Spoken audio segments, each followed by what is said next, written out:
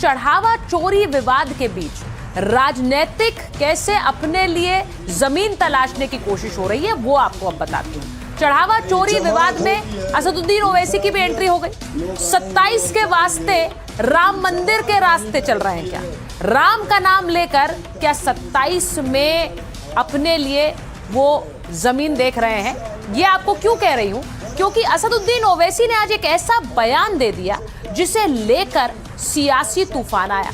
असदुद्दीन ओवैसी सीधे कह रहे हैं कि राम मंदिर में अगर किसी मुसलमान को रख देते तो बहुत आसान होता, क्योंकि तब बुलडोजर भी चल गया होता और एनकाउंटर भी हो गया होता। अगर ट्रस्ट में गलती हो गई, उस ट्रस्ट में एक मुसलमान को तुम मेंबर बना लेते और बाद में जब ये घोटाला सामने आया तो उस मुसलमान को ले जाकर एनकाउंटर कर देते, बुलडोजर से उसका घर तोड़ देते, केस क्लोज्ड। चंपक तो मजे में है, चंपा का भी पूरे चंपक मजे में है।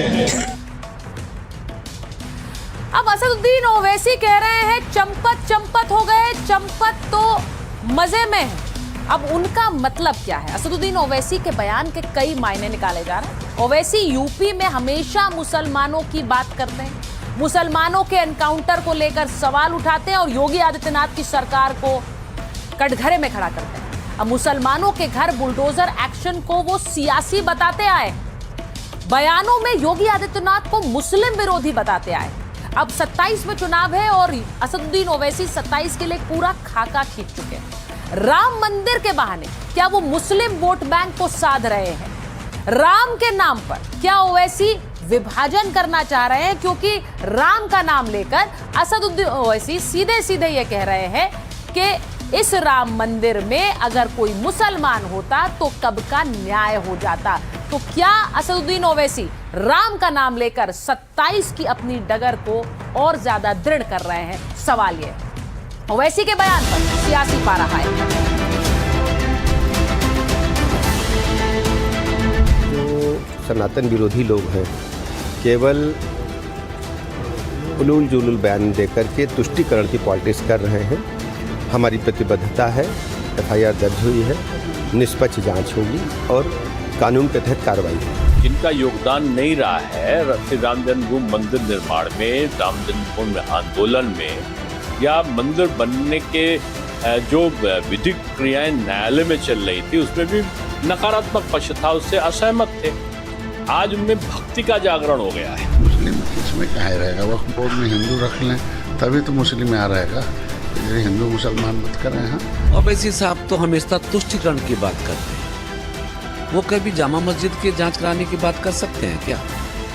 किसी मकबरे की जांच कराने की बात कर सकते हैं क्या? किसी मस्जिद की जांच कराने की बात कर सकते हैं क्या? ये तो सनातन धर्म है जी, हिंदुओं का धर्म है।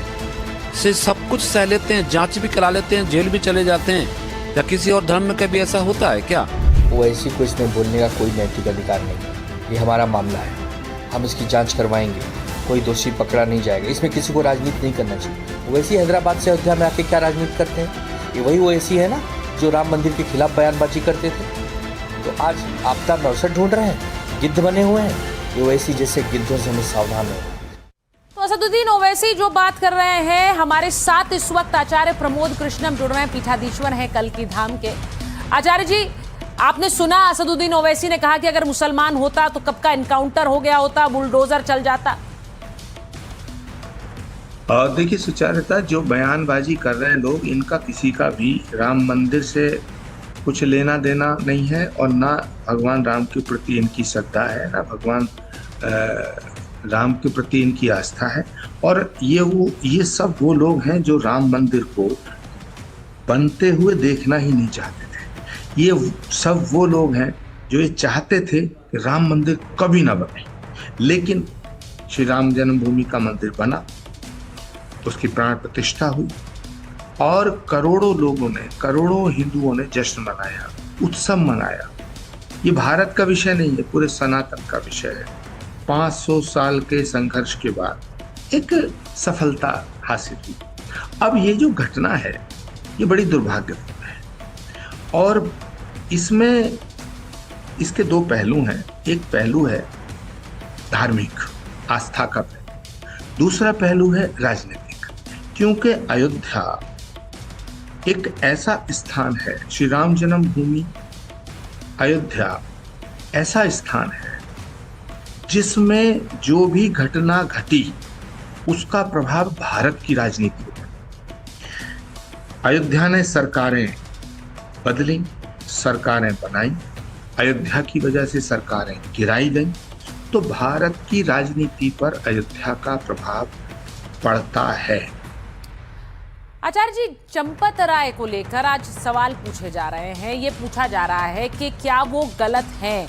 अब वो करता धरता थे तो उनको क्या नहीं पता था कि इतनी बड़ी चोरी हो रही है? आपका मत क्या है इस पर? देखिए सुचारिता, मुझे लगता है अगर मैं व्यक्तिगत रूप से कोई बात करूं तो चंपत राय जी का जो जीवन है वो पूर्ण रूप से भगवान राम के मंदिर के प्रति समर्पित है, इसमें कोई संदेह नहीं। लेकिन दूसरा पक्ष ये है कि चोरी भी उन्हीं के नीचे हुई है और लूट हुई है। ये चोरी नहीं है, ये बहुत बड़ा घोटाला है। ये 10-20-50 करोड़ का मामला नहीं है, ये सैकड़ों करोड़ की लूट है और निरंतर हो रही थी। तो इस लूट को जो कर रहे थे वो पापी है, लेकिन इस लूट को होता हुआ जो देख रहे थे उन्हें निर्दोष नहीं कहा जा सकता है। गलती कहाँ हुई, गलती किसने की, कितनी देर तक की, पाप किसने किया, इसके लिए एक सशक्त जांच एजेंसी की जरूरत है और ऐसी एजेंसी इसकी जांच करे जो सक्षम, जिसका दायरा व्यापक हो। जी। मुझे नहीं लगता कि वर्तमान में जो एसआईटी का गठन हुआ है, जो एसआईटी ने जांच की है उसमें 7-8 लोग जेल गए हैं, उस एसआईटी की जांच को निष्पक्ष मान लिया जाएगा, मुझे इसमें संदेह है। आचार्य जी, मैं आपसे आज ये जरूर पूछूंगी कि कांग्रेस पार्टी जो आज धरना करने अयोध्या, वहां के सांसद पहुंचने लगे हैं, वो कह रहे हैं कि राम के नाम पर चोरी हो रही है। राम के नाम पर अब जिस तरह कांग्रेस पार्टी जमीन पर उतर रही है, इसको लेकर आप क्या कहेंगे? ये सब घड़ियाली आंसू बहा रहे हैं, ये सब फ्रॉड हैं, ये बड़े मक्कार हैं, बहुत झूठे हैं, लेकिन इन्हें मौका मिल गया। किसी के घर में आग लग गई और दूसरा कह रहा मैं तो हाथ सेकना चाहता हूं, राजनीतिक रोटियां सेकना चाहते हैं। और ये श्री राम जन्मभूमि ट्रस्ट को, श्री राम जन्मभूमि मंदिर को और भगवान श्री राम को बदनाम करने का कोई भी मौका नहीं छोड़ना चाहते। इसीलिए जरूरी है कि सबसे पहले श्री राम जन्मभूमि ट्रस्ट के पदाधिकारियों को इस्तीफा देना चाहिए और उनको कहना चाहिए कि भाई किसी भी एजेंसी से जांच कराओ। भारत के करोड़ों लोग अभी भारत के यशस्वी प्रधानमंत्री नरेंद्र मोदी जी की तरफ देख रहे हैं, क्योंकि उनका भरोसा प्रधानमंत्री और भारत के प्रधानमंत्री, हम आप सब, ये जितने भी कांग्रेस के लोग हैं, समाजवादी पार्टी के लोग, ये सब वो लोग हैं जिन्होंने कभी राम मंदिर का समर्थन नहीं किया। आज ये सब टारगेट कर रहे हैं, तो इन्हें मौका ना मिले, इसलिए ट्रस्ट को अपना दायित्व निभाना चाहिए और भारत सरकार को भी विलंब किए बिना अविलंब इसकी जांच सीबीआई को सौंप देनी चाहिए, ताकि दूध का दूध और पानी का पानी। बड़ी बात आप कह रहे हैं कि ट्रस्ट के सभी पदाधिकारी अपने पद से इस्तीफा दें और ये पूरी जांच सीबीआई करे, ऐसा आप कह रहे हैं। बहुत बहुत धन्यवाद आचार्य जी हमसे बात करने के लिए। दूसरा पहलू है राजनीतिक, क्योंकि अयोध्या एक ऐसा स्थान है, श्री राम जन्मभूमि अयोध्या ऐसा स्थान है जिसमें जो भी घटना घटी उसका प्रभाव भारत की राजनीति पर। अयोध्या ने सरकारें बदली, सरकारें बनाई, अयोध्या की वजह से सरकारें गिराई गई, तो भारत की राजनीति पर अयोध्या का प्रभाव पड़ता है। आचार्य जी, चंपत राय को लेकर आज सवाल पूछे जा रहे हैं। ये पूछा जा रहा है कि क्या वो गलत हैं? अब वो करता धरता थे तो उनको क्या नहीं पता था कि इतनी बड़ी चोरी हो रही है? आपका मत क्या है इस पर? देखिए सुचारिता, मुझे लगता है अगर मैं व्यक्तिगत रूप से कोई बात करूं तो चंपत राय जी का जो जीवन है वो पूर्ण रूप से भगवान राम के मंदिर के प्रति समर्पित है, इसमें कोई संदेह नहीं। लेकिन दूसरा पक्ष ये है कि चोरी भी उन्हीं के नीचे हुई है और लूट हुई है। ये चोरी नहीं है, ये बहुत बड़ा घोटाला है। ये 10, 20, 50 करोड़ का मामला नहीं है, ये सैकड़ों करोड़ की लूट है और निरंतर हो रही थी। तो इस लूट को जो कर रहे थे वो पापी है, लेकिन इस लूट को होता हुआ जो देख रहे थे उन्हें निर्दोष नहीं कहा जा सकता है। गलती कहाँ हुई, गलती किसने की, कितनी देर तक की, पाप किसने किया, इसके लिए एक सशक्त जांच एजेंसी की जरूरत है और ऐसी एजेंसी इसकी जांच करे जो सक्षम, जिसका दायरा व्यापक हो। जी। मुझे नहीं लगता कि वर्तमान में जो एसआईटी का गठन हुआ है, जो एसआईटी ने जांच की है, उसमें 7-8 लोग जेल गए हैं, उस एसआईटी की जांच को निष्पक्ष मान लिया जाएगा, मुझे इसमें संदेह है।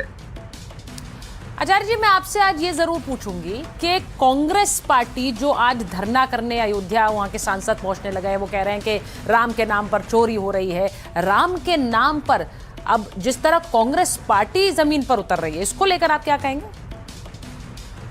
ये सब घड़ियाली आंसू बहा रहे हैं, ये सब फ्रॉड हैं, ये बड़े मक्कार हैं, बहुत झूठे हैं, लेकिन इन्हें मौका मिल गया। किसी के घर में आग लग गई और दूसरा कह रहा मैं तो हाथ सेकना चाहता हूं, राजनीतिक रोटियां सेकना चाहते हैं। और ये श्री राम जन्मभूमि ट्रस्ट को, श्री राम जन्मभूमि मंदिर को और भगवान श्री राम को बदनाम करने का कोई भी मौका नहीं छोड़ना चाहते। इसीलिए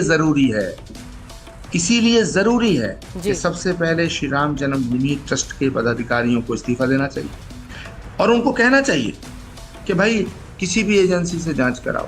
भारत के करोड़ों लोग अभी भारत के यशस्वी प्रधानमंत्री नरेंद्र मोदी जी की तरफ देख रहे हैं, क्योंकि उनका भरोसा प्रधानमंत्री और भारत के प्रधानमंत्री, हम आप सब, ये जितने भी कांग्रेस के लोग हैं, समाजवादी पार्टी के लोग, ये सब वो लोग हैं जिन्होंने कभी राम मंदिर का समर्थन नहीं किया। आज ये सब टारगेट कर रहे हैं, तो इन्हें मौका ना मिले, इसलिए ट्रस्ट को अपना दायित्व निभाना चाहिए और भारत सरकार को भी विलंब किए बिना अविलंब इसकी जांच सीबीआई को सौंप देनी चाहिए, ताकि दूध का दूध और पानी का पानी। बड़ी बात आप कह रहे हैं कि ट्रस्ट के सभी पदाधिकारी अपने पद से इस्तीफा दें और ये पूरी जांच सीबीआई करे, ऐसा आप कह रहे हैं। बहुत बहुत धन्यवाद आचार्य जी हमसे बात करने के लिए।